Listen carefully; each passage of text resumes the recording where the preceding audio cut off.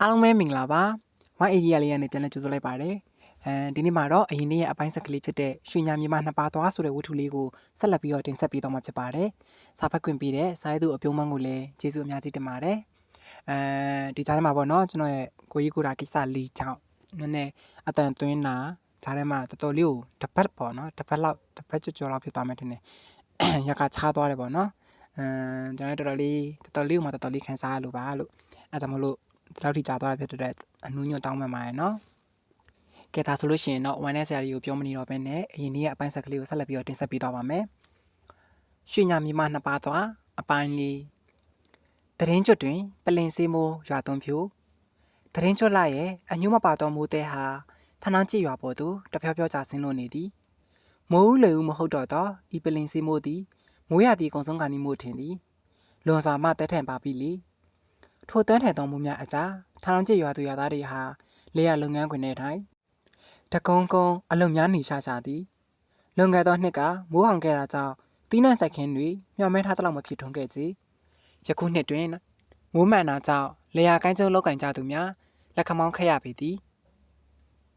မာဦးညီးတိုင်ရင်ညွန့်ရဲ့မကတော့ဘူးလားအေးဟုတ်သားညီးတာကတာမတွေ့တာကြလို့လဲဆိုင်နေတဲ့အမျိုးသမီးနှစ်ယောက်ကပြုံးဆက်ဆမျက်နှာဖြင့်ဒေါ်မာဦးကိုအချင်းထိုးမိသည်ဒေါ်မာဦးကတော့အနာဘော်ဒုကြသည့်နယ်ဆွေးဆွေးခုံလူစားပြုနေသည်သို့ပေမဲ့ဟန်ဆောင်ပြောလိုက်ကသူကတဲ့အခါကျညီတို့လာပင့်မယ်တကတဲ့ကျင်းနေရိတ်စူးစီးမမပါတဲ့စကားတို့ကိုဆိုလိုက်ပြီးသူတို့နဲ့ဝေးရစီဒေါ်မာဦးထွက်လာခဲ့သည်ရင်ညူရစ်နင်ဟာလေးနည်းနည်းမှကောင်းကြုံမပေးတဲ့ဟာလေးအနှစ်20ကျော်နေပြီငါ့ကိုဒုက္ခပေးတော့အရှက်ရစေတော့ဂျိုးကောင်ဒီကျင်းဝါစကားတွေကိုရင်ညိုရဲ့မကြာခဏကြားရလိမ့်ရှိပါသည်။ကွဲရမှလည်းပြောသလိုရှေ့တွင်လည်းအာမနာစွာပြောတတ်သည်။မိုးတိတ်သွားပြီ။ဒေါ်မဦးလေထဲကပြန်လာတော့နေ့လယ်မိုးတိတ်ချိန်ရောက်နေပြီ။အိမ်အောက်ထက်ကရီအိုးစင်တွင်မှရေတွေတကြိုက်ကြီးခတ်တောက်ပြီးရင်အေးယုံကြံကာရှိသည်။ဒေါ်မဦးရဲ့စိတ်နှလုံးကိုများစွာနောက်ကြည့်သွားစေတဲ့ပုံရိပ်တစ်ခုပေါ်လာသည်။အမလေထဲကပြန်လာလား။ကျုပ်ထမင်းပြန်စားတာရဲ့အမလက်ရဝက်ပုံးရင်ချက်ကိုကျုပ်တိတ်ကြိုက်ကြရင်ညွှန်ရစ်ကမြင်းလဲမောင်းရာကနေပြီးအိမ်တို့နှိမ်ကင်းထမင်းပြန်စားခြင်းဖြစ်သည်နေတိုင်းပြန်စားလိမ့်မရှိတာကြောင့်ဒေါ်မအောင်နဲ့မစုံတော့လဲဒီနေ့တော့တက်တဲ့တိုးပါ၏ဟဲ့နင်ဒါဘာလုပ်နေရလဲဟမ်အော်လိုက်တာကြောင့်ရင်ညွှန်ရစ်လန့်သွားသည်အရွယ်ကကြီးအောင်ကြီးမားဆိုတော့ညာဒေါ်မဦးရဲ့အော်တန်သည်ရင်ညွှန်ရစ်ရဲ့ချင်းစီတွေတက်ထိဖောက်စားတကဲ့သို့ရင်ညွှန်ရစ်လန့်တတ်သည်ဒါဘာလုပ်နေရလဲလို့ညို့ငါမေးနေရလေရင်ညွှေဒီဟင်းကနင့်အတွက်လို့ထင်သလားဒေါ်မဦးကဟင်းကွက်ကိုစပွဲပေါ်တွင်ကွက်ခနဲ့အတန်မြောင်ထူလျက်ပြောသည်ဗျာဘာကိုပြောတာလဲအမလီအေးမြင်းလဲမောင်းတဲ့သူကဒီဟင်းစားဖို့တန်တယ်ထင်သလားနင့်ကောင်းထဲမှာဒီဟင်းစားဖို့တန်တယ်လို့တွေးသလားဒါငါသားလင်းထုတ်ဖို့ဟဲ့မြို့ကြီးကပြန်လာတဲ့ငါသားဖို့ရင်ညွှေဘာမှပြန်မပြောနိုင်ခင်မှာပဲဒေါ်မဦးကဟင်းကွက်ကိုယူကကြောင်ရင်ထဲထည့်သိမ်းလိုက်သည်တက်ဆက်ထဲကြောင်ရင်ထဲကငပိရီချိုပကံထုတ်လာပြီးရင်ညွှေရဲ့အရှိကိုချပေးလိုက်သည်ယူညွှေကဒေါ်မဦးရဲ့အပြုတ်မှုတွေကိုမချိတင်ခဲကြည့်နေရင်အမကျုပ်ကိုမုန်းလုံးလားဆိုတဲ့မိခွန်းတစ်ခုအာတင်းမိလိုက်သည်နောက်ပြန်လှည့်ထွက်သွားတဲ့ဒေါ်မဦးရဲ့ခြေထောက်တွေကရက်တန်သွားပြီးစက်ကပ်ပိုင်းများညင်သက်နေသည်ပြီးမှနင်နာလုံဝင်စားမဟုတ်ခဲ့ဘူးဆိုရင်ဘယ်မုန်းလိမ့်မလဲပြောပြီးရနဲ့ဒေါ်မဦးထွက်သွားသည်ရင်ညိုရီမျက်ရည်ကျပြန်သည်မျက်ရည်စက်တွေဟာထမင်းပကံပေါ်ကထမင်းလုံးလေးတွေကြားစီးဝင်သွားသည်ကျုပ်လဲကျုပ်ကိုကျုံမုန်းနေအမမျက်ရည်တွေကိုလက်ဖုံမိုးနဲ့ဖိတုပ်လိုက်ကငပိရည်တွေလောင်းထည့်၍ထမင်းကိုကျုံစားလိုက်၏ပါးပြင်ပေါ်ကမျက်ရည်တွေခန်းချောက်သွားပေမဲ့ရင်ထဲမှာတော့ငိုတော့တရင်ကျော်လာရဲ့တဲထန်လာတဲ့မိုးတွေနဲ့အပြိုင်ရင်ညိုရဲ့ရင်ထဲမှာငိုနေတော့ရင်ညိုရဲ့အပြင်ပြန်ထွက်ဖို့လုပ်တော့လင်းထွက်ပြန်အောင်လာတဲ့ကြုံသည်မိဖို့ချောင်းထဲကနေလက်တုပ်ဝေလေးတုပ်လျက်ရေလာတော့တဲ့ရင်ညိုရဲ့တယောက်ဝမ်းနေရမယ့်နေ့တွေအတွက်ကြိုတင်ရင်မောသွားရသည်ဟောတားလေးပြန်လာပြီအမလီလာပါအောင်ကွယ်မောလာသလားပန်းလာသလားအမကိုပြောရောပေါ့ရွာထဲကတင်ချိုတို့အကျိုးဟိုင်းမှာပေါ့မလိုပါဘူးဗျာကျွန်တော်အဆင်ပြေပါတယ် ကားကြီးကွင်းကနေဆိုင်ငယ်ကယ်ရီနဲ့လာတာပါကိုရကိုပြန်လာပဲဗျာကဲလာလာငါသားလေးထိုင်မိမိကြီးကတော့မြောက်ဖျားမယ်အလဲထွက်သွားတယ်ဒီသားနဲ့ဒီအမိပိုကိုပိုသည်မန္တလေးတက္ကသိုလ်မှာတက္ကသိုလ်ကျောင်းသားကြီးဖြစ်နေတဲ့လင်းထွတ်ကစာမေးပွဲပြီးလို့အိမ်ပြန်လာခြင်းဖြစ်သည်မိုးရင်မိလာမှစိုးရင်နေတာတော့မမိလို့ပေါ့ငါသားဖျားလို့ကတော့ဒီအမရင်ကျိုးရမယ်ဖြစ်ချင်းဒီစကားတွေကြားရတဲ့ရင်ညွတ်ရေရေတောင်းလို့မဖြောက်တော့တန်ကုန်စာမရှိတဲ့ရေကလေချောင်းမှနင်းသွားသည်ရင်ညွတ်ရေလည်းမကြာခဏဖျားဘူးပါ၏ဒါပေမဲ့ဒေါ်မဦးရင်မကျိုးခဲ့ပြီ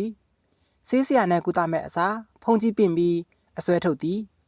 ဒါကြောင့်ရင်ညွတ်ရတော့ရင်ကျိုးဘူးပါ၏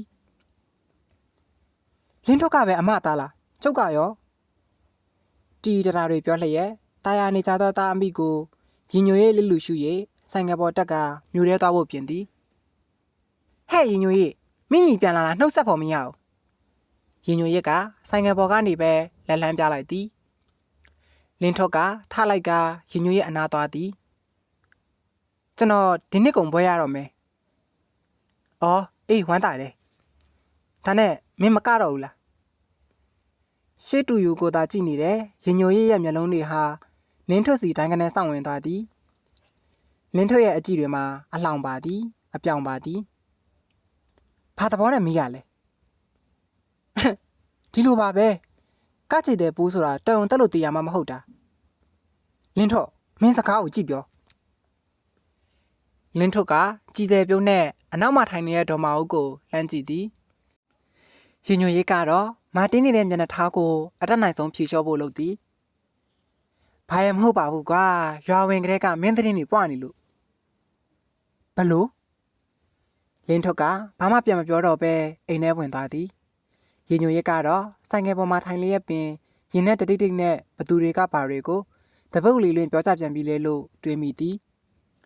အတန်ကြာအောင်ရက်နေပြီးနောက်မှာတော့ရင်ညွတ်ရေးတယောက်ဆိုင်ကယ်မောင်းထွက်သွားပါတော့သည်တာလင်းထွတ်သူနဲ့ဘာတွေပြောနေရတော့အထွေထူးမဟုတ်ပါဘူးနည်းနည်းပြင်းနေလို့နောက်လိုက်တာထို့နောက်လင်းထွတ်ကဟဟပက်ပက်ရေမောလိုက်သည်မင်းသတင်းတွေပွားနေတဲ့ဆိုတဲ့စကားကိုရင်ညွတ်ရေးတိတ်ကြောင်မှန်းသူများတွေထက်လင်းထွတ်ပိုးသိသည်ငငယ်ကလေးကအဲ့လိုပြောလိုက်တိုင်းစပက်ကြီးတဲ့ဝင်ကတိတ်တိတ်လေးပုံနေတတ်သည်ဒီလိုမျိုးတက်တိနေတဲ့အကိုဖြစ်သူကလင်းထွတ်စိတ်တဲ့အယူသေးတန်ကျင်စရာလူသားတအူဖြစ်လာသည်ဒီလိုနဲ့ပဲတအူစုံစင်းညီကိုနှစ်ယောက်ရဲ့ဆက်ဆံရေးဟာအယောင်များဆွန်းထင်းနေတဲ့တစားပြင်ကဲ့သို့ကြီးရဆိုးသွားရပါ၏မိုးတက်ထားတဲ့လမ်းမတွေဟာဆူဆီ၍နေသည်လေတိုက်လိုက်ချိန်တိုင်းလဲမိုးနှံတင်ပြီးအေးမြသည်လမ်းတစ်ဖက်တစ်ချက်စီကမျက်ပင်ရှည်တို့ဟာလဲမိုးကျေစုနဲ့ဖုန်ကင်းစင်ကစိမ့်လက်နေ၏ရင်ညိုရဲ့တယောက်ညောင်းလိမ့်စိတ်အနားမှာလှဲထောက်နေရင်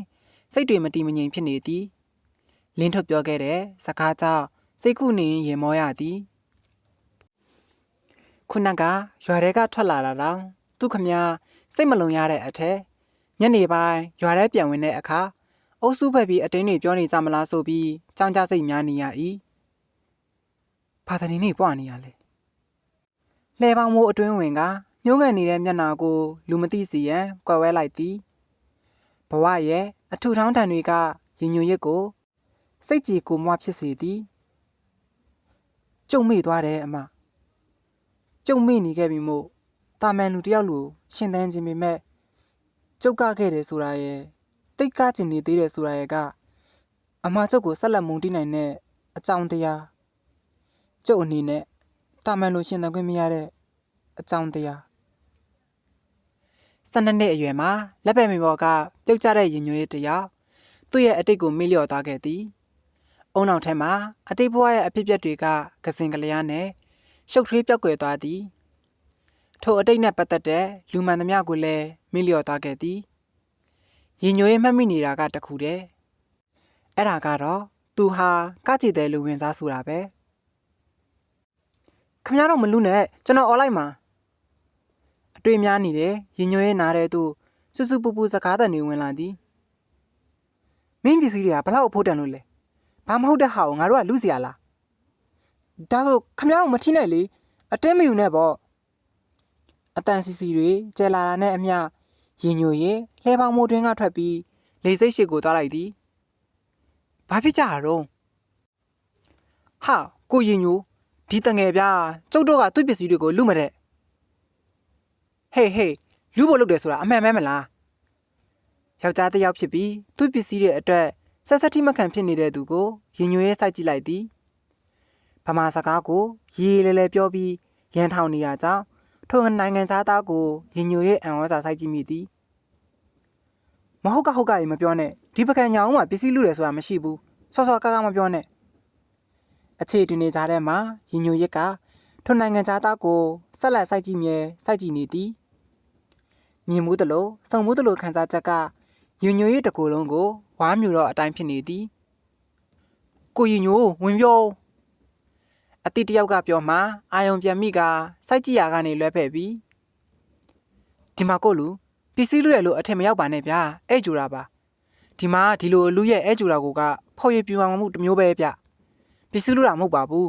ကုတယ်ပေးဖို့လုပ်ကြတာပါကိုလူအထင်မလွဲပါနဲ့ရင်ညိုရစ်ကတေချာရှင်းပြသည်ဒါတောင်ထိုနိုင်ငံသားကမျက်လုံးလေးမှိမိထားပြီးရင်ညိုရစ်ကိုစူးစိုက်ကြည့်သေး၏ကိုလူမယုံမရှိပါနဲ့ဒီညာမြေမှာတရုတ်မှစိတ်နဲ့တိုင်းတစ်ပါးသားကိုဆက်ဆံတဲ့လူလုံးဝမရှိပါဘူးကိုလူစိတ်သက်သာနေပါထိုအခါမှာထိုနိုင်ငံသားကတပ်ပြင်းချလိုက်သည်သူ့ပစ္စည်းအထုပ်ပိုးတွေကိုအတင်းဆွဲထားရင်းလူတွေရဲ့အခြားတစ်ဖက်သို့မျက်နှာလွှဲနေသည်ရင်ညိုရစ်ကရန်ဖြစ်ကြတဲ့လူတွေကိုလေစိတ်တွင်းသို့ဝင်ရန်လက်ဟန်ချီရန်နဲ့ပြလိုက်သည်ထို့နောက်ရင်ညိုရစ်ကိုယ်တိုင်လည်းသူ့လက်ရှိရာစီပြန်သွားသည်နေပါဦးဒီမှာကိုအညိုအနောက်ကနေခေါ်လိုက်တဲ့အတန်ကြောင့်ရင်ညိုရဲ့မျက်လုံးတွေပြဝေသွားသည်ကိုအညိုခေါ်နေရလေဗျာကိုအညိုရင်ညိုရဲ့တန်းတော်ကြီးရက်နေမိပြီးအသက်မရှူသောကြောက်ရွံ့ကဲ့သို့တီတီကြီးညင်နေသည်ကိုအညိုခေါ်နေရမကြောက်လားရင်ညိုရဲ့ပခုံးကိုပုတ်ကစကားဆိုလိုက်တော့မှရင်ညိုရဲ့ကိုယ်ထဲကတစုံတရာကထွက်သွားသည်နဲ့တတိကပ်သွား၏ဘာလဲမင်းငါ့ကိုဘယ်လိုခေါ်လိုက်တာလဲရင်ညိုရဲ့អော်လိုက်တော့ထိုနိုင်ငံသားကမျက်လုံးပြူသွားပြီကိုအညိုလို့လေကျွန်တော်တခုကူညီဘာလဲကျွန်တော်ဘယ်သွားမှမသိဖြစ်နေလို့ဘဲမှလည်းမသွားတတ်ဘူးကိုလူဗဆက်ပါရွာရောက်တဲ့ဘာမှစကားလက်တက်နေရဟာမင်းမြန်ပြီးသွားပေါ့အလဲပဲထွက်တဲ့သူတွေကအဲ့လိုပဲဟာကျွန်တော်ဘောမှာပထမဆုံးအကျင့်ခီးထွက်ခြင်းပဲလူတွေများလာရင်ကျွန်တော်မသွားတတ်တော့ဘူးလမ်းနေလည်းမသိဘူးခုနကလိုအဖြစ်မျိုးထပ်ဖြစ်ရင်ဘယ်လိုလုပ်မလဲမဖြစ်ပါဘူးကိုလူကနိုင်ငံသားလीပကံကြောင်ဆိုတာနိုင်ငံသားတွေကိုအထူးပြုငါတယ်ရင်ညိုရစ်ကထက်မဲ့ကြောခိုင်းမှုပြင်ပေမဲ့နိုင်ငံသားကအလိုမပေးရင်ညိုရဲ့အရှိကပိတ်ရသည်ကိုလူဘာဖြစ်ရပြန်တာလဲကျွန်တော်ကိုကူညီပါဒီကကိုညိုကပဲလိုက်ဖို့ပေးပါအဲ့တလောက်အကြက်မကင်ပါနဲ့ကိုလူကျုပ်မလဲကျုပ်အလုံးနဲ့ကျုပ်အုပ်ပြဟိုမှာတွေ့တာကျုပ်မြင်လဲကျုပ်အလုပ်လုပ်ရအောင်မယ်တွားခွင့်ပြုဒီတစ်ခေါက်တော့ရင်ညိုရဲ့တကယ်ကြောခိုင်းနိုင်ခဲ့သည်နောက်မှကြံခဲ့တဲ့အသားအရည်ဖြူပဲဖြူရနဲ့နိုင်ငံသားကိုရင်ညိုရဲ့ထားခဲ့လိုက်တော့သည်ဟောပြောတော့ဖြင့်ပကံညာအောင်ဆိုတာနိုင်ငံသားတွေကိုအထူးပြုငါတယ်ဆိုကိုညိုကတော့ကျွန်တော်ကိုထားခဲ့ပြီးသွားတော့မယ်ပေါ့အဲ့ဒါလို့လားဒါဆိုပကံသားတွေပြုငါရဲဆိုတာယုံနှန်းစကားဖြစ်မယ်ရင်ညိုရဲ့ခြေလမ်းတွေတုံသွားသည်ဆက်လျှောက်ရနို့မလျှောက်ရနို့နဲ့မိမိကိုယ်နဲ့မိမိကိုယ်လွန်ဆဲနေရ၏နောက်ဆုံးတော့ကြောခိုင်းရာကနေလှည့်လိုက်သည်ပစွန်စီအောင်ဤပြိုလာတဲ့ကောင်းကင်ကြီးရဲ့ရောင်ပြန်သည်သူရှိကဖြူရနိုင်ငံသားရဲ့မျက်နှာစီအရိပ်ထိုးနေ၏နိုင်ငံသားရဲ့မျက်နှာပေါ်ဟိုတကက်ဒီတကက်နဲ့ထင်နေတဲ့ထိုရိပ်တွေကိုရင်ညိုရဲ့ငေးမောနေမိသည်နိုင်ငံသားကလည်းသူ့ကိုခက်ဆင်းဆင်းစိုက်ကြည့်နေတဲ့လူကိုတံပြန်ငေးမောလိုက်သည်အသားညွညွနဲ့လူပုံကတောက်မရောက်နဲ့ပြော့မဲ့သဘောမှရှိသည်ပခုံးနှစ်ဖက်ကမညီမညာတန်းတွေကမဲနဲ့နေ၏မျက်လုံးကလည်းခက်မင်းမင်းနဲ့ပြူးလိုက်ရင်တော့ဝိုင်းကျလာသည်နှာခေါင်းကလည်းအနှဲငယ်ပွားပြီးတည်တက်နေတဲ့နှာခမ်းတို့ကပြုံးရောင်တန်းနေ၏အသားညွညွပေါ်ကစပင်နဲ့နဲ့တို့ဟာနှစ်ဖူးပေါ်အထိငှက်တိုက်လိုကြနေသည်ဝက်စားစင်ရင်မှုဟာလည်းတီရှပ်နဲ့ပစိုးကိုသာတည်တက်ဝတ်ထားတာကလွဲလို့တောက်ပြောင်ချင်းကိမ့်နေ၏အလုံးစုံခြုံကြည့်ရတော့အညာသားဂျန်တော်ကြီးပုံစံမဟုတ်ပဲ နူးနေနေဆန်သောယောက်ျားဘူးဖြစ်သည်ကိုလူကျုပ်တယောက်အတွက်နဲ့တော့ပကံတစ်မျိုးလုံးကိုအပြစ်မတင်လိုက်ပါနဲ့ကျုပ်ကအားနာလို့ရပါကျိုးဆုပ်ဆုပ်ကြုံမြင်လဲပေါ်ကိုလူလိုနိုင်ငံသားတင်ခေါ်ရမှာတိတ်အားနာလို့ရပါရင်ညိုရစ်ကခက်ဆန်းဆန်းပြောတော့နိုင်ငံသားကရင်ညိုရစ်ကိုမပွင့်တပွင့်ပြုံးကကြည့်လိုက်သည်ကိုညိုကလည်းမဟုတ်တာပူနေရေပူရတပြကျုံမြင်းလဲကဟိုတယ်ရှိသွားရမင်းနှင်ထုတ်ခံရတဲ့အထိဖြစ်ဘူးတပဒါကြောင့်မို့လို့ရဲနိုင်ငံသားတင်မခေါ်ခဲ့ဘူးနိုင်ငံသားကရင်ညိုရစ်ကိုနောက်ထပ်တစ်ချိန်ကြည့်လိုက်သည်ခုနကပြဿနာကိုပြေလည်အောင်ဖြောင်းပြပြောင်းစုံတတ်ပုံအရရင်ညိုရစ်ကိုအားကိုးခြင်းမိသည်ရင်ညိုရစ်ရဲ့ပုံစံကဖြူစင်သည်ဖော်ရွေသည်ပွင့်လင်းသည်ယူသားသည်စားသောအချက်များဖြင့်ပြည့်စုံတယ်လို့နိုင်ငံသားရဲ့အကဲခတ်မှုတွင်အမှတ်တွေရသွားသည်အတိမိတ်ဆွေရဲ့လို့မရှိတဲ့ဒီမျိုးမှာသူ့အနေနဲ့ရင်ညိုရစ်ကိုအကူအညီတောင်းလို့ရနိုင်တယ်လို့လည်းတက်ဆက်ထဲတွေးမိသည်ကိုလူအော်ကျွန်တော်ကိုကူညီမယ်မလားရင်ညိုရစ်ကကောင်းငင်းလိုက်သည်ထို့နောက်နိုင်ငံသားရဲ့ဥစ္စာချောက်နေသောပစ္စည်းတွေကိုတည်ယူပေးဖို့ဟန်ပြင်၏ကိုလူကျုပ်လူမပြေးဘူးနော်ကိုတည်ပေးမလို့နိုင်ငံသားကရဲလေရဲကိုညိုရလဲဗျာပစ္စည်းအထုပ်ပိုးတွေတင်လိုက်တော့ရင်ညိုရစ်လှဲလေးဤကြသွားသည်ကိုညို့လဲခိုင်းနေမလားကျွန်တော်လမ်းလမ်းမှာထကြသွားနိုင်လားဟောမစိုးရိမ်ပါနဲ့ဗျာကိုလူအသက်တွေကြောက်အာမခံပါတယ်နိုင်ငံသားကနောက်တလို့ပြောပြီးမဲ့ရင်ညွန်ရေးကတကယ်ထင်ကမျက်နှာငယ်ဖြစ်ပြောသည်ဒီချိန်မှာနိုင်ငံသားတွေးမိတာကပကံသားတွေတိတ်ရိုးသားတယ်တဲ့ညနေဆောင်လေးမှာတိမ်တွေတောက်နေသည်ပြောင်ရှင်းနေတဲ့ကောင်းကင်ကြီးပေါ်မှာလဲမို့တွေကဲ့သို့တိမ်တွေဟာတဆုပ်တဆုပ်နဲ့ကျဲခံထားရသည့်နဲ့ပွားနေ၏ထိုတိမ်တွေဟာလင်းမော်နီအောင်တန်း၍ပကံညောင်းမြို့ပေါ်အလင်းလလတွေဖြာပေးလျက်ရှိသည်ထိုအလင်းလလတွေထဲတွင်ရင်ညိုရဲ့လှဲကလေးပြင်းနေ၏ကိုလူနာမည်ဘယ်လိုခေါ်တော့ကျွန်တော်နာမည်စကိုင်းအာရိုဟာအလော်ရအာဒန်ဟာကိုလူကနာမည်လားစည်းစင်းလားရှေ့ချက်ဗျာရင်ညိုရဲ့အပြောကြောင့်ထက်ရမိသည်ဒါနာမည်ပြည့်စုံမှုပါစကိုင်းကိုအညိုအဲ့လိုခေါ်နိုင်ပါတယ်စကိုင်းလားကိုလူနာမည်ကမြို့နာမည်ပဲဗျစကိုင်းမဟုတ်ဘူးစကိုင်းဘာရဲ့ sky s k y sky နာမည်ကိုတလုံးကြီးစီရွတ်ပြပေးမယ်ရင်ညိုရေးမခေါ်တတ်ပြီကျုပ်ဖြစ်မခေါ်တတ်ပါဘူးဗျာဒီတိုင်းကိုလူလို့ပဲခေါ်မယ်ဟုတ်ရဲ့လားတဘောပါဗျာကိုညို့တဘောမြင်လေလေသည်ညောင်ဦးမှပကံမျိုးသစ်စီတို့ဥတီမောင်းနှင်သွားသည်လမ်းတစ်လျှောက်ဝဲရောက်ကိုစကိုင်းနှစ်ချိုက်စွာငင်းနေမိသည်မြင်းခွာတန်မြင်းချွန်တန်တွေကစကိုင်းနာတဲ့သို့ချိုလင်းစွာဝင်သွားသည်နေလဲဝင်လူတော့မည်ရင်ညွှန်ရစ်ကစကိုင်းပိတဲ့လက်ဆက်ကဟိုတယ်စီသို့မြင်းကိုအချိန်မမှန်နေ၍တက်တက်လေးသွားပါတော့သည်ရွှေညာမြေမှနှစ်ပါးသွားအပိုင်းငါလာရောင်ဟာကြည်လင်နေ၏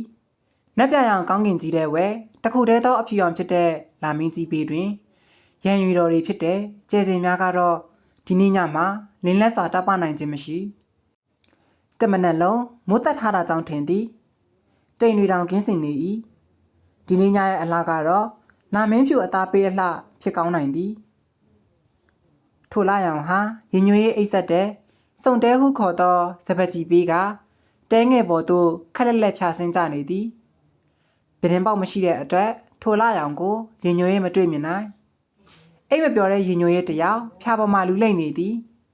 တစ်ချက်တော့အိမ်မကြီးစီမှရေမောတန်အချုပ်ကိုထင်းလင်းပြတ်သွားစာကြားရသည်လင်းထုတ်ပြန်လာတော့အဲ့လောက်ပြောရလားအမအပေကမဟုတ်တော့အပေကအများအမြင့်မှာတော့မိသားစုတကက်လက်တွေကသူဟာသစင်းဧည့်သည်နှင့်မချသကောင်စင်းရဲ့အရာသာမိသားစုဖြစ်ပြီး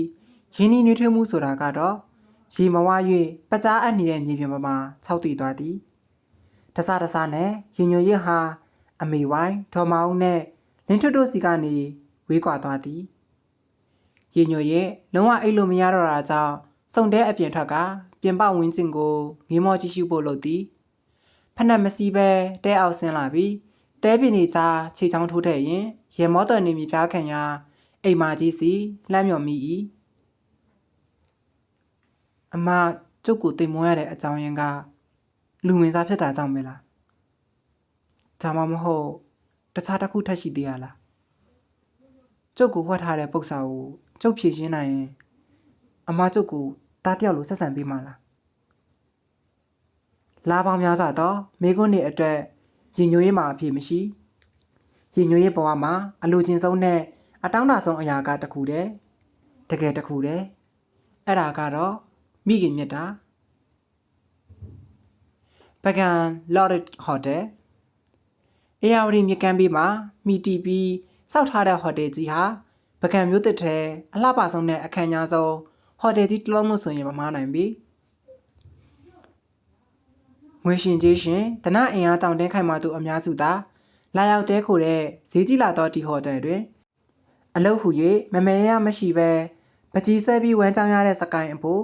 ကိုတရွေးကိုပြန်နေခြင်းစရာကောင်းသည်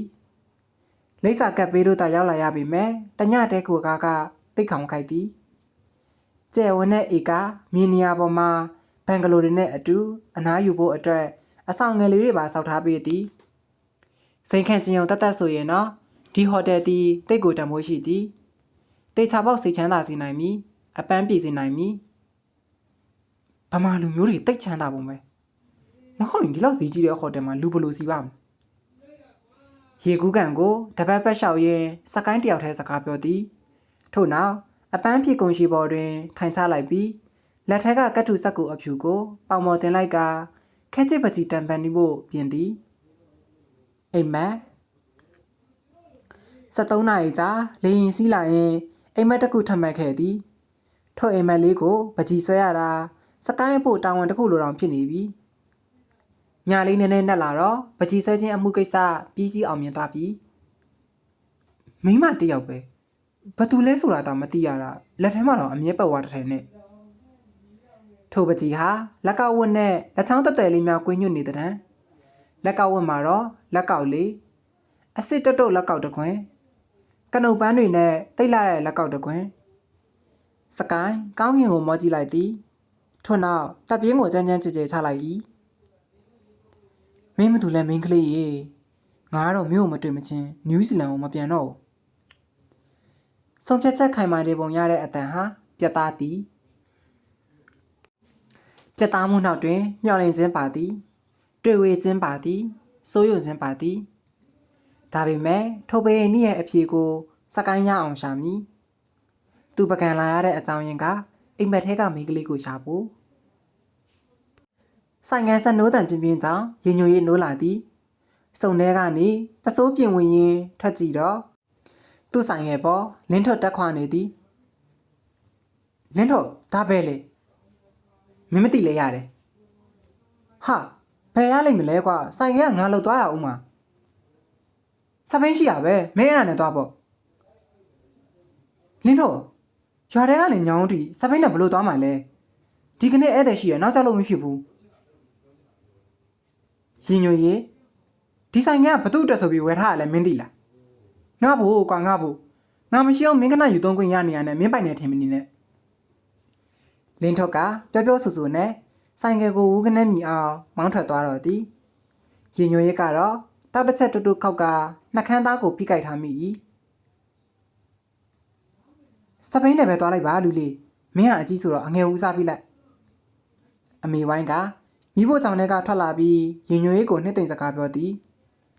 ဘယ်လိုပဲနှစ်သိမ့်နေဆိုအဓိကပန်းနိုင်ကလင်းထုတ်စိတ်ချမ်းသာဖို့ပဲရင်ညွေးကတော့2မိုင်ကျော်ခရီးကိုစပိန်စီးရသွားရပေဦးမည်ရင်မိုးချိုးပြီးတော့မိဖို့ကြောင့်လည်းဝင်ကထုံးစံအတိုင်းဒေါ်မဦးပါတချန်အားရင်ညွေးရဲ့အနမ်းပေးသည်ဟဲ့ဖဲမနက်တိုင်းအလုပ်နေကြဒီအလုပ်အတွက်ဒေါ်မဦးမတတိပုံတော့မပေါ်ပြီဟဲ့ဖဲနှလုံးသားပြောပြီးပြီးဤအချိန်တိုင်းအမုန်းတွေရနေပြီမဲ့ရင်ညွှန်းရဲ့ခံနိုင်ရင်ရှိနေတာကသူ့ရဲ့မနက်ခင်းအနန္တဝင်းကိုမိခင်ဖြစ်သူမငင်းဆန်ခြင်းကြောင့်ပဲမှုလိုက်တာအမရဘာတွေချက်တုံးဗျထမင်းကြောင့်ငရမ်း6ဘုတ်ကမင်းညီဖို့စားချင်ရင်တော့ပစုံချောက်ရှိတယ်အဲ့ဒါစား ရပါတယ်ဗျာပစုံကြောက်မလို့ပါဘူးအမလက်ရထမင်းကြော်တစ်ခုနဲ့ကျုပ်ပြေဆုံးပြီဒေါ်မာဦးကဘာမှပြန်မပြောဘဲအပြင်ထွက်သွားသည်ရင်ညွှန်ရက်ကတော့ပြုံးလျက်ကြံခဲ့၏စနင်းဝနေတဲ့ထမင်းကြော်ဝါကိုလက်လက်နဲ့လျက်ပါစက်ထဲအလုပ်ကြီးထည့်စားလိုက်သည်အပြင်မှာထင်းစားတွေကျုံနေတဲ့ဒေါ်မာဦးကိုညီညွှန်ရက်ထမင်းစားရင်ကြည့်နေသည်သူ့အတွက်တော်တော်ပင်ပန်းခဲ့ရမှာပဲလို့ရင်ညွှန်ရက်စိတ်မကောင်းစာတွေးမိပြန်၏ရတယ်အမလင်းထုကိုဦးစားပေးလဲရတယ်မနက်တိုင်းအမပါတစ်ဖက်တစ်ချက်ကျွန်တော်နန်းခွင်ရရင်ကျွန်တော်သိပြောတယ်သူသိချစ်တဲ့သူ့မိခင်ရပါတစ်ဖက်ကတနခါဖွေးဖွေးတွေကို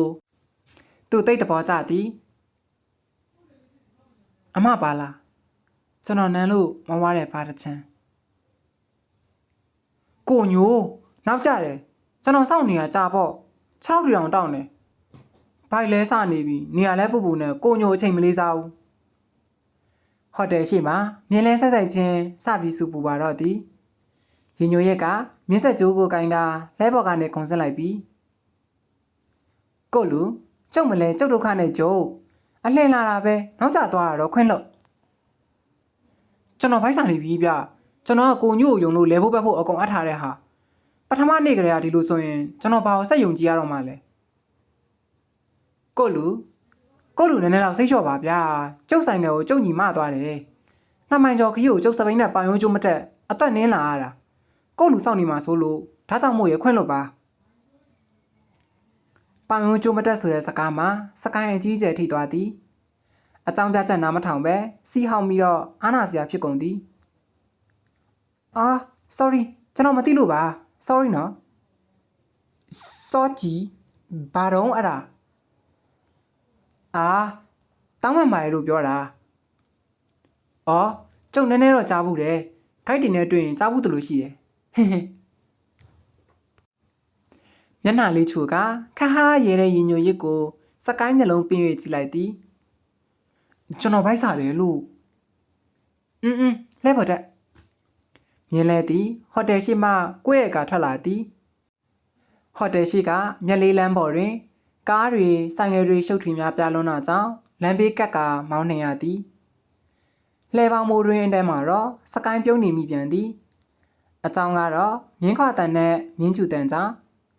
ဒီအတန်နှမျိုးကိုစကိုင်းထူးထူးဆန်းဆန်းခံစားရသည်ထူးခြားခြားသဘောခွေသည်ဒါနဲ့ကိုလူမနဲ့စာဟိုတယ်မှာမစားဘူးလားဈေးကြီးတယ်ကျွန်တော်အိတ်ဖို့ပဲပတ်စံပေးထားတယ်စားဖို့တောက်ဖို့ကတော့မျိုးလဲအဆင်ပြေတယ်လို့ပေါ့ရင်ညိုရက်ကခေါင်းတငင်းရင်းနဲ့နားထောင်သည်ထို့နောက်မြင်းဆက်ကြိုးကိုခပ်ပြင်းပြင်းလှုပ်ခါ၍ဟဲ့ဟုတစ်ချက်អော်လိုက်သည်လဲလေးကတငင်းရင်းနဲ့စီးရတာတအီးဖြစ်နေသည်ဒီလိုခံစားချက်လေးကိုစကိုင်းသိကြိုက်သည်ကိုလူစီကနေတခုသိကျင်တယ်ဗမာစကားကိုသဘောကျလို့တင်ထားရလားရင်ညိုရဲ့အမေကြောင့်စကိုင်းကိုလေးစခနဲ့ဖြစ်သွားသည်တော်ရုံနဲ့မဖြစ်သေးပဲလဲနောက်တွင်ကြံခဲ့သောလူများအားအကြောင်းမဲ့ငေးကြည့်နေ၏တင်ထားမှာမဟုတ်ဘူးအလိုလိုတက်နေရဘယ်လိုရဲ့အလိုလိုတက်တာဟုတ်စားလူမန်းတိတဆအရွယ်ကလေးကပြောတတ်တယ်နားလဲနားလေတယ်ရေးတတ်တယ်ဖက်လဲဖက်တတ်တယ်ရင်ညွှန်ရက်ကကြောက်ခိုင်းထားရတာအာမရဟန်နဲ့နောက်ကိုစိုက်ငင်လှည့်ကြည့်သည်အဲ့လိုမကြည့်နဲ့ကိုညိုကျွန်တော်တရေမဟုတ်ဘူးရင်ညွှန်ရက်ကဘာမှထပ်မပြောတော့ပဲမြင်းလဲကိုသာဂယူးဆိုင်မောင်းတော့သည်စကိုင်းကလည်းအတန်တိတ်လျက်လိုက်လာသည်ပကံမျိုးတစ်ထဲကနေမျိုးဟောင်းစီတို့ချက်နှင်းဝင်ရောက်လာသည်လဲရင်ထဲမှာတော့တိတ်ဆိတ်မှုလေဟာနယ်ကဒုတယ်ကြီးမားစေပင်ထိုတိတ်ဆိတ်မှုကိုပြက်ပြက်စီလိုသောသဘောဖြင့်ရင်ညိုရက်ကပဲဥစွာစကားစတင်ပြောဆိုလိုက်သည်ကိုလူညာဘက်ကိုကြည့်လိုက်မြတ်တော်ပြီဖျားခေါ်တယ်ကျန်စစ်သားမင်းတည်ထားခဲ့ရလေရင်ညိုရပြောတော့စကိုင်းလှမ်းကြည့်လိုက်၏အိုဟောင်းနေကမြင်းနီရောင်ဆွေးနေတဲ့ရှေးဖျားတဆူဖြစ်သည်ထီတော်ကိုတော့ခနဲ့အညီပြန်လည်ပြုပြင်ထားပုံပေါ်သည်ထီတော်မှလွဲ၍အခြားအရာများကရှေးမှုရှေးဟန်မပြတ်ဘဲတီထားကုကံခံထားရသည်ဖျားအရှိဘက်မှအုတ်တိုင်းများကလည်းဖျားပထိုးနီးတူမြင်းနီရောင်ဆွေးနေသည်တာလမ်းမနဲ့အလန်းကွာပြီးတဲပြနေကြတဲ့ကမြတ်တော်ပြီဖျားသည်လူရောက်ပေါက်နေနမဲမှတော့လက်ကမလွဲမှန်ပေလိမ့်မည်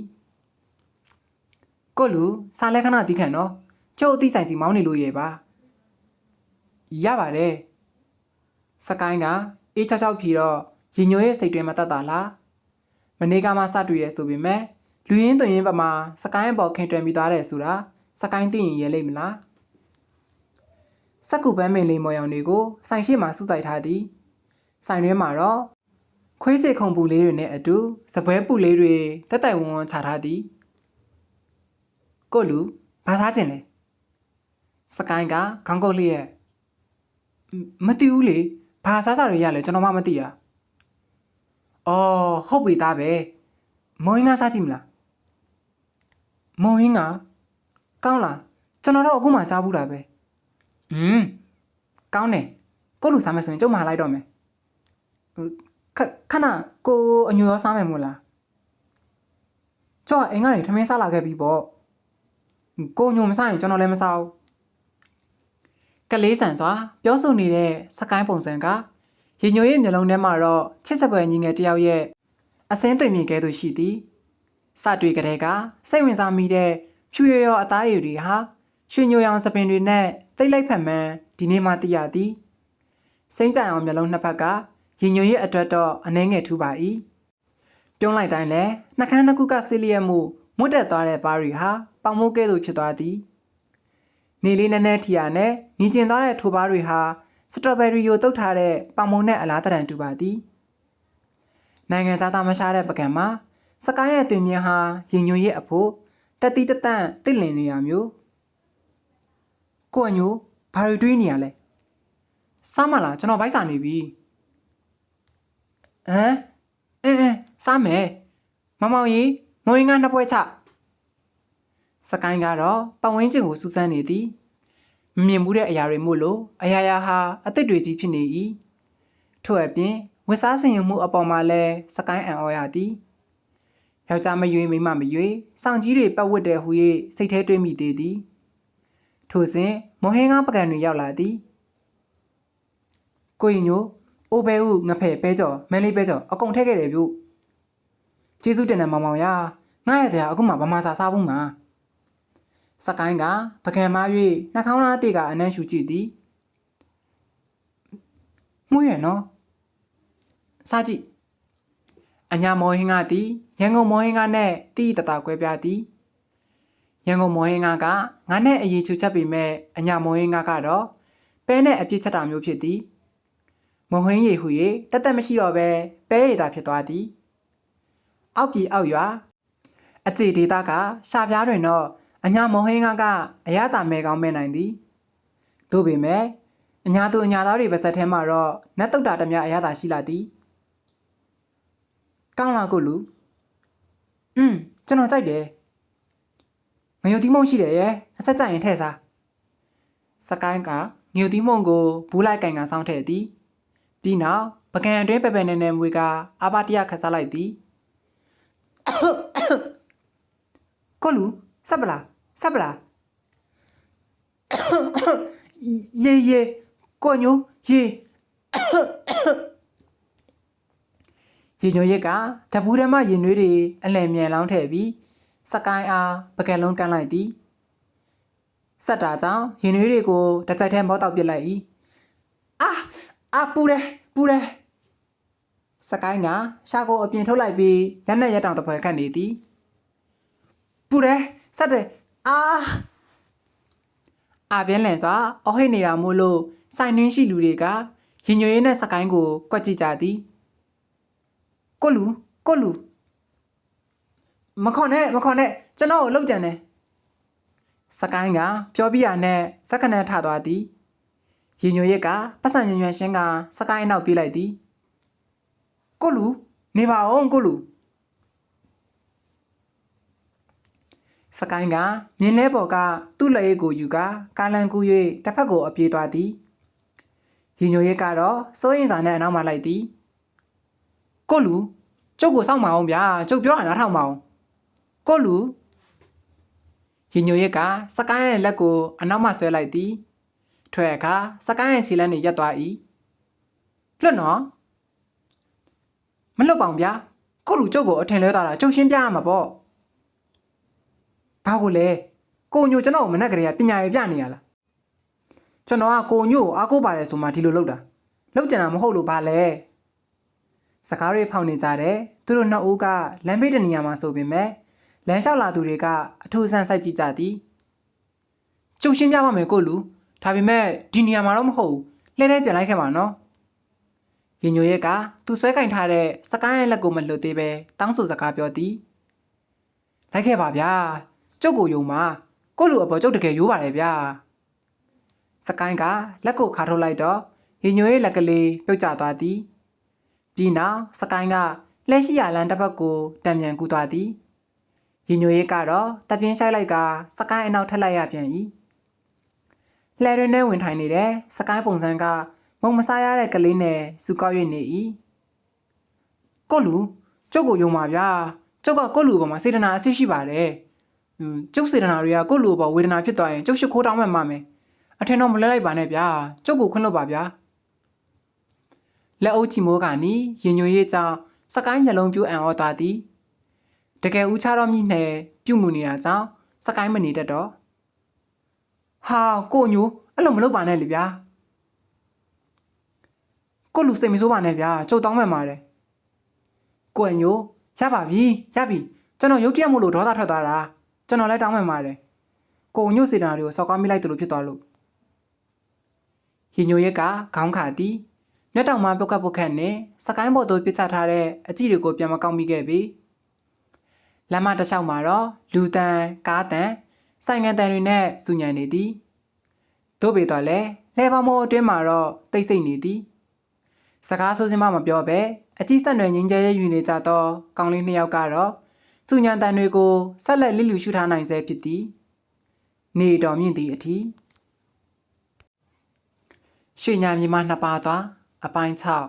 6နေမိုးမတက်မီအချိန်လေးဖြစ်သည်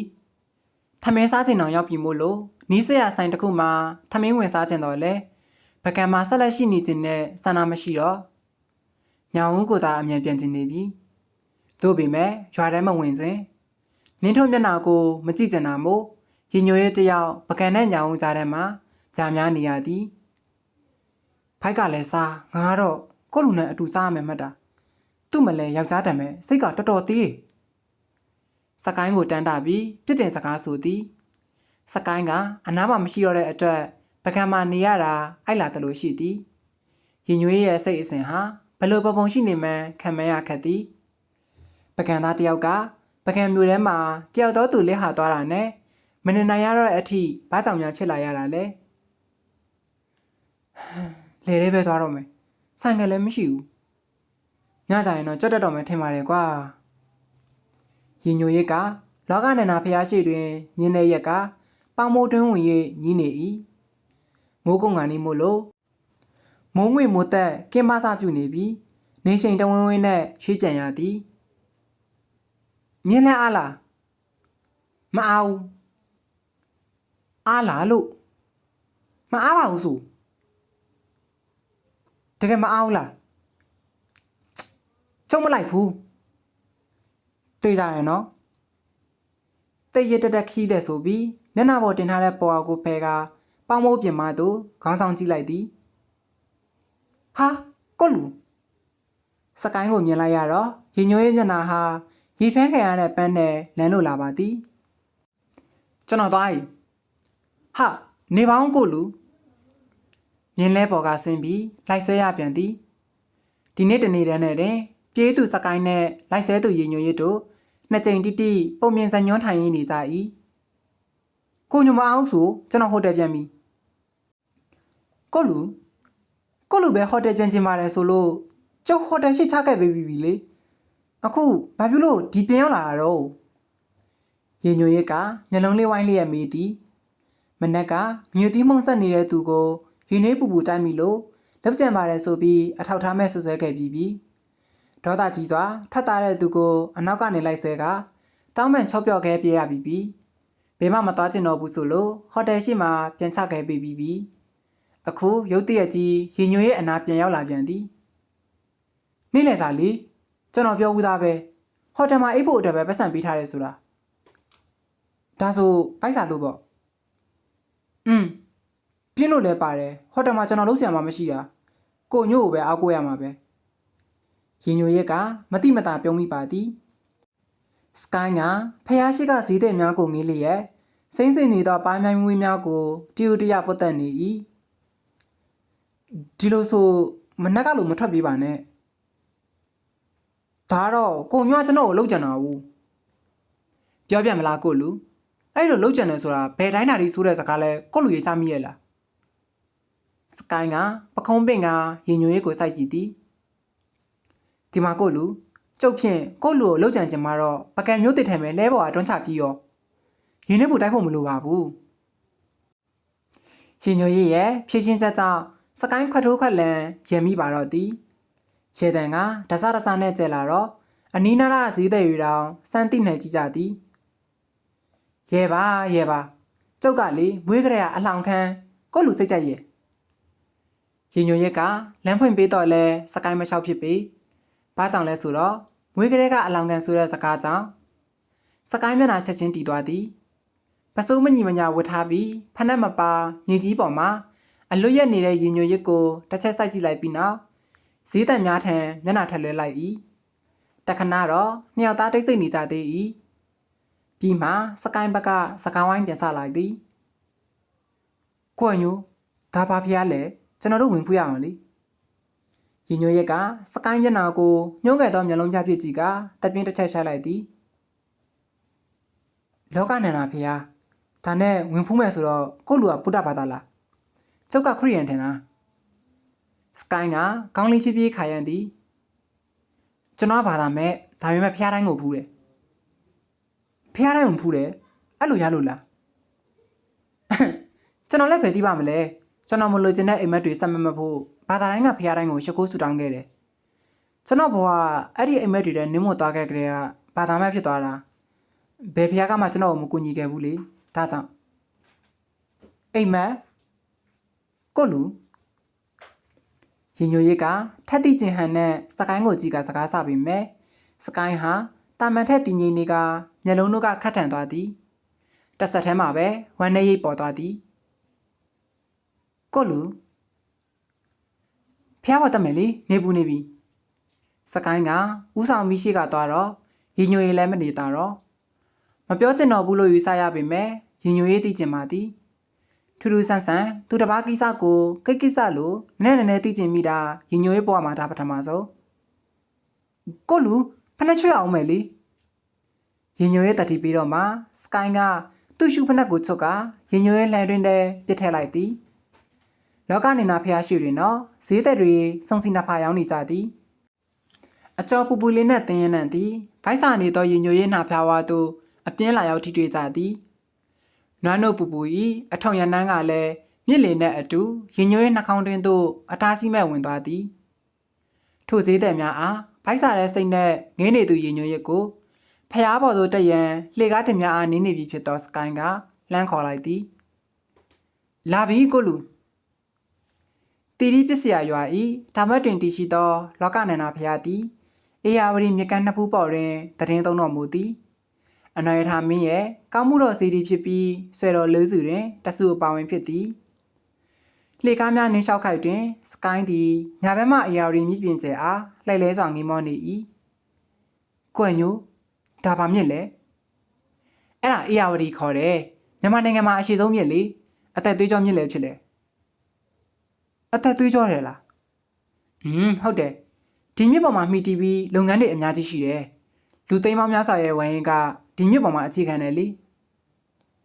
စကိုင်းကခေါင်းတငင်းရင်နဲ့ယူတဆိုင်လာထောင်သည်ဒီလိုနဲ့နှစ်ယောက်သားဖျားပေါ်ရောက်လာကြသည်ရင်ညွေရက်ကဆက်ပြောသည်ပကံမာတော့ကဒါစိတ်ကန်းလီနိုင်ငံရေးစားကပင်လယ်ဘူးလှေတင်မောတွေကဒီလောကနန္ဒာစိတ်ကန်းမှာစိုက်ခဲ့ရတယ်ကျုပ်တို့ပြည်တွင်ကနေပြည်ပထွက်ချင်ရင်လည်းဒီစိတ်ကန်းပဲလာရတယ်ဘယ်ဒီသားလူပဲဖြစ်ဖြစ်ရင်ညွေရက်ကဖျောင်းတောင်ဘက်မှာထိုင်ချလျက်ခိတ္တရှိကိုဖူးမြော်သည်စကိုင်းလည်းရင်ညွေဘေးထိုင်ချ၍လက်အုပ်ချီလျက်သည်လောကနန္ဒာဖျားဤပစ္စယအစင်စင်ခေါင်းလောင်းနဲ့ဖောင်းရင်တို့ကိုကြည့်နေရင်ပကြီးဆွဲကျင်စိတ်ပေါက်လာသည်ဒီဖျားပကံနယ်မကျော်ဆွဲတော်လေးစုထဲမှာတစုပါလေဆွဲတော်လေးစု ဖះလေးစုလားတီတီလင်ကရှေးခေါ်သိန်းကူပေါ့တီဟိုပြီလဲခေါ်တယ်ရဲ့အဲ့ကဘရင်ကအနွယ်ထာမင်းကိုစရေးစရာအကူကြီးအတွက်ဆယ်တော်လေးစုပို့လိုက်တယ်ဟော်ဒီစေကန်ကနေပဲဆွဲတော်ကိုပြင်ယူလာတယ်တဆူကဒီလောကနန္ဒာမှာထပ်ပနာလိုက်တယ်ဒါဆိုကျန်တဲ့သုံးစုရောရွှေစည်းကုံရဲ့တန့်ကြည်တောင်ရဲ့တွေ့ရင်တောင်ရဲ့မှာတဆူစီထပ်ပနာထားလိုက်တယ်ဘာဘယ်လိုသူ့ရင်တောင်ဟုတ်လားမျက်မှောင်ကုတ်ကအထိတ်တန့်ဖြစ်မိတဲ့စကိုင်းကိုရင်ညွန်ရက်ကစောင့်ကြည့်လိုက်သည်ဟုတ်တယ်လေဘာဖြစ်လို့လဲကိုလူစကိုင်းကအဖြစ်ပြန်မပေးနိုင်ခင်ရင်ဘက်ရုတ်တရက်ထုတ်အောင်တော့ကိုခံလိုက်ရသည်အာကိုလူဘာဖြစ်တာလဲကိုလူရရလားစကိုင်းကအသက်ရှူကျက်လာပြီးရင်ညွန်ရဲ့လက်ကိုစုပ်ကိုင်ထားမိသည်ရင်ညွေရဲ့လက်တစ်ဖက်ကစကိုင်းပကုံးပေါ်ရောက်နေပြီးနောက်တစ်ဖက်ကတော့စကိုင်းရဲ့စုပ်ကန်ခြင်းကိုခံထားရသည်နေကောင်းပေါ်တက်တက်ရောက်နေချိန်ဟာအမိုးကမရှိတဲ့ဖျားရင်မြင်ပေါ်မှာလူသူကင်းရှင်းချိန်ဖြစ်သည်သူတို့နှစ်ယောက်ရဲ့အဖြစ်အပျက်တို့ကိုမြင်လိုက်သိလိုက်တဲ့လူမရှိသည့်အတွက်ကုညီပေးမဲ့သူလည်းမရှိကိုလူအဆင်ပြေရလားကျုပ်ခေါ်ဘက်ကခေါ်တားခေါ်ပေးမယ်ချက်ချင်းထားပြေးကနေရင်ညွေရစ်ကိုစကိုင်းကလက်အားချစ်ချစ်ဆုပ်ရင်အနားမှသာနေစေ၏ကိုအညိုးရေရှိတယ်ဒီအိတ်ထဲမှာစကိုင်းကသူ့လက်ရည်ကိုချုပ်ပေးလိုက်သည်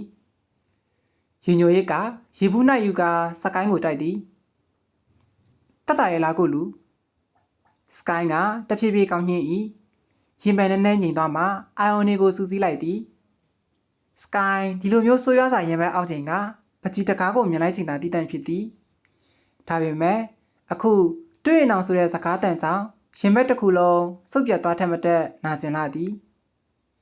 စိတ်ထဲလည်းဝမ်းနဲ့တလူကြီးခံစားလိုက်ရသည်အိမ်မက်ပင်ဤအတွက်တွေ့ရင်တောင်ဆိုတဲ့နေရာမှာအဖြစ်တစ်ခုရှိမယ်ထင်သည်ကိုလူဘာပြောလိုက်တာလဲအော်ဘာမှမဟုတ်ပါဘူးအဆင်ပြေသွားပြီလားစေကံပြမလားရပါတယ်ကျွန်တော်သက်သာသွားပြီဒါဆိုဟိုနောက်သွားအောင်လေကောင်းလေတန်းရအောင်ရင်ညိုရေညွန်ပြရနေရာကိုတစ်ချက်ကြည့်ပြီးနောက်ခေါင်းညှိလိုက်သည်စကိုင်းကရင်ညိုရဲ့အတွဲထူခြင်းကြောင့်ရင်ညိုရစ်ကိုဘေးတိုက်အနေထားနဲ့ကြည့်မိပြန်သည်ကြည့်လိုက်စဉ်မျက်နှာအနေထားချင်းအလွန်နီးစပ်သွားတာကြောင့်ရင်ညိုရစ်ကအရင်မျက်နှာလှည့်လိုက်ကစကိုင်းကိုခက်ကြကြတိုးဖက်လိုက်သည်ရင်ညိုရဲ့အားကြောင့်အောက်ခြေကြောက်ပြားပေါ်သို့စကိုင်းပုံကျသွားသည်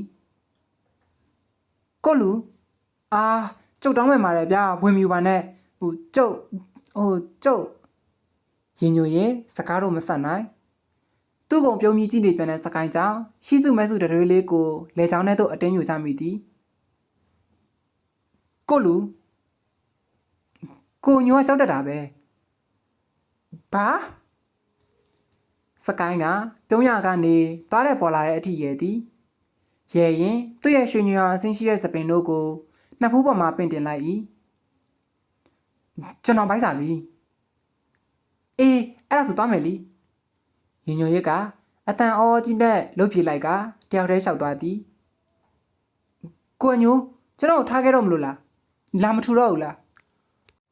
ရင်ညိုရစ်ကရင်ထဲစုကနေဖြစ်ကခြေလမ်းများတုံသွားရသည်နောက်ကိုလှည့်ကြည့်ဖို့မုံမရဲဖြစ်နေခြင်းကိုအညိုဟူသောနာမခေါ်တန်အားထပ်မံကြားလိုက်ရ၏ထို့နောက်စကိုင်းစီပြန်သွားကတွဲထူလိုက်၏လောက်ကြံတယ်လို့ထပ်ပြောရင်လည်းဒီကကိုအညာသားကအမျက်တော်ရှာအောင်မယ်ဒါပေမဲ့လုတ်ပုံကလည်းစကိုင်းကမျက်လုံးပေးကြည့်ကပြောလိုက်တော့ရင်ညိုရဲကမျက်စောင်းခဲ့သည်ယောက်ျားလေးကမျက်စောင်းထိုးတတ်တာပဲကိုလူခင်ဗျားဗမာစကားသိကြွခြင်းနဲ့မနေ့ကငါကြရင်ကျုပ်ကိုမခေါ်နဲ့တော့ကျုပ်အသိခိုင်းနဲ့တွေ့ပြီးမယ်သူနဲ့တာတော့ရင်ညိုရဲ့စီကနေပထမဆုံးခမားဟိုတော့အခေါ်ကိုကြားရခြင်းဖြစ်သည်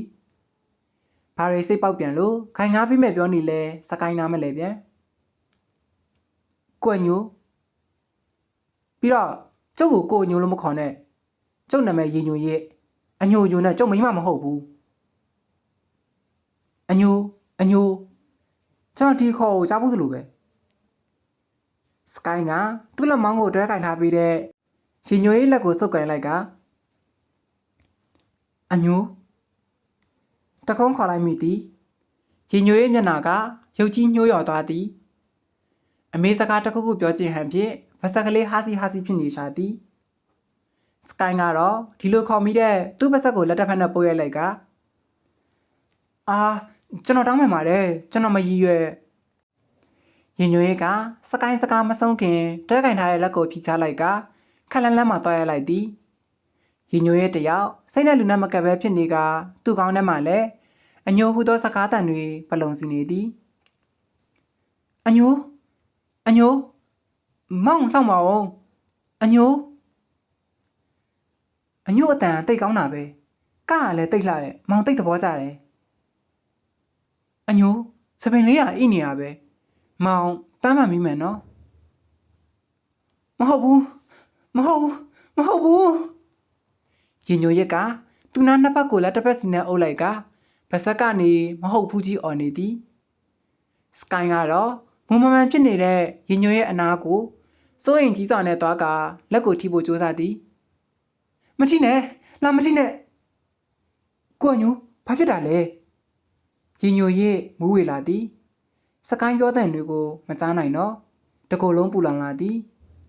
ခေါင်းကိုခိုင်အမြဲခံရပြီးစိုးစိုးနဲ့အသက်ရှူနေရသည်ထို့နောက်ရင်ညိုရဲ့တယောက်လဲကျသွားပါတော့သည်ကိုညို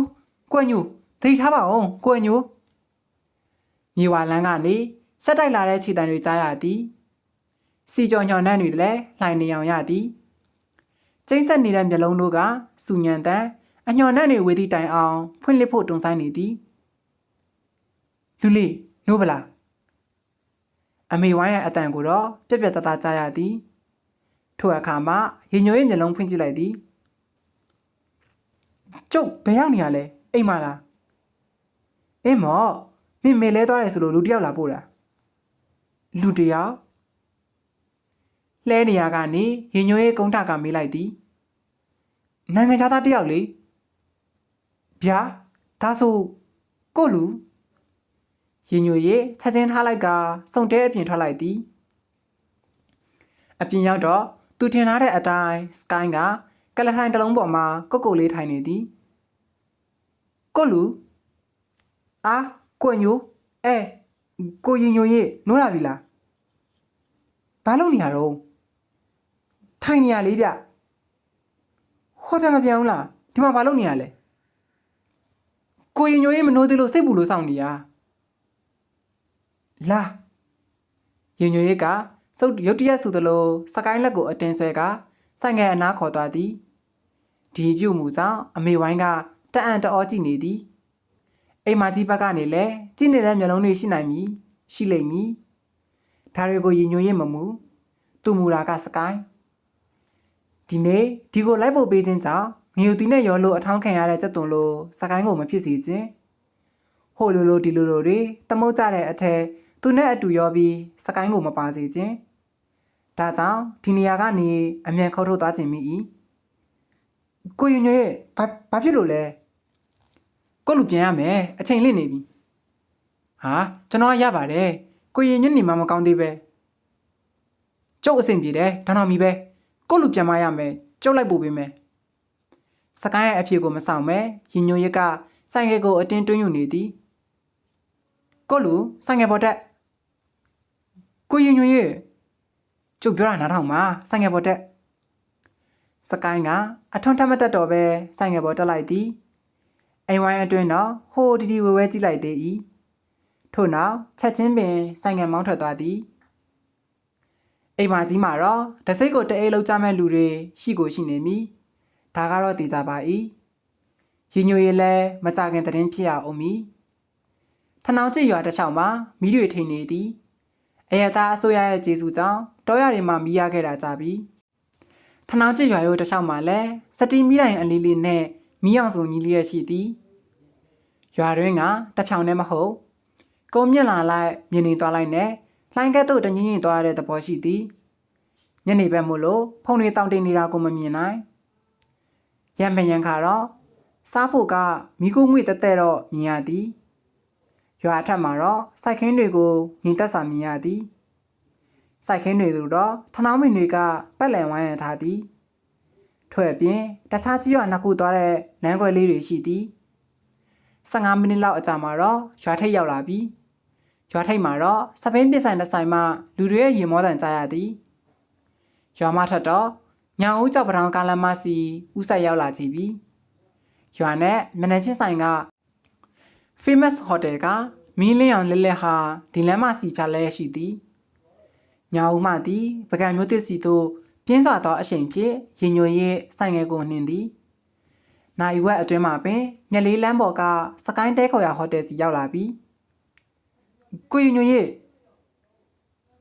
ဒီနေ့အတွက်ကျေးဇူးအထူးတင်တယ်ကိုလူနောက်ဆိုဒီလိုမဖြစ်စေရပါဘူးကိုရင်ညွှန်ရေးကျုပ်ကိုခွင့်ပြုပါဦးကိုရင်ညွှန်ရေးကျွန်တော်ကိုစိတ်ဆိုးနေရလား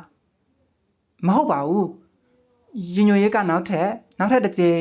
စကိုင်းအားကြောခိုင်းလျက်ဆိုင်ငယ်ပြန်မောင်းမှုပြင်ဆင်နေ၏စကိုင်းကတော့ရင်ညွှန်ရေးရဲ့လုပ်ပုံကိုင်မှုတွေကြောင့်မွန်းကျက်နေသည်ဒါဆိုမနေ့ကကျွန်တော်ဒီကနေပဲစောင့်နေမယ်ကိုရင်ညွှန်ရေးလာမယ်မဟုတ်လားရင်ညွှန်ရေးကကြောခိုင်းရကလှဲမကြည့်ပေအတန်ကြာအောင်တိတ်နေပြီနော်စိတ်မရှိပါနဲ့ကိုလူကျုံနဲ့ပတ်သက်ရင်ကိုလူတိတ်ခါတွေကုန်ရပါလိမ့်မယ်နေ့လက်ကပြောထားတဲ့အတိုင်းကျုပ်ခိုက်တယောက်မိတ်ဆက်ပေးပါမယ်ရင်ညွှန်ရေးကဆိုင်ငယ်ဆန်နှုတ်လိုက်သည်ထပ်ဖို့ပြင်လိုက်ချိန်မှာတော့ကိုရင်ညွှန်ရေးနဲ့မှမဟုတ်ရင်ကျွန်တော်ပကံမလဲဘူးနယူးဇီလန်ကိုပဲပြန်ရလိမ့်မယ်စကိုင်းထံမှာဒီစကားထွက်လာသည်ရင်ညွှန်ရေးကတော့ဂယူမဆိုင်သည့်ပမာဆိုင်ငယ်ကိုမောင်းထွက်သွားခဲ့လေသည်ကျန်နေသူစကိုင်းကတော့ရင်ညွှန်ရေးကိုငေးမောကသူ့မြေကွင်းထဲကနေရင်ညွှန်ရေးပြောက်ကွယ်သွားတဲ့အထိဆက်လက်ရနေမိ၏ကျွန်တော်ကဘယ်ဟင်းတွေကိုအဖြေရှာဖို့ပကံရောက်လာခဲ့တာပါနောက်ထပ်ဘယ်ဟင်းတွေနဲ့ထပ်တွေ့ရဖို့မဟုတ်ဘူးကျွန်တော်ဘယ်ဟင်းမဟုတ်ပါနဲ့အကိုညိုကျွန်တော်ယူရလိမ့်မယ်ဟုတ်ကဲ့ဒီနေ့အတွက်တော့ဒီလောက်နဲ့ပဲရပ်လိုက်ပါမယ်နော်တကယ်လို့ကျွန်တော်ဖတ်ပြပေးတာအဆင်ပြေတယ်နားထောင်ရတာအဆင်ပြေရဆိုလို့ရှိရင် channel လေးကို like and subscribe လေးလည်းလုပ်ခဲ့ပေးပါအောင်နော်အားလုံးပဲနောက်နေ့မှပြန်လည်ပြီးတော့တွေ့ဆုံပါမယ် bye bye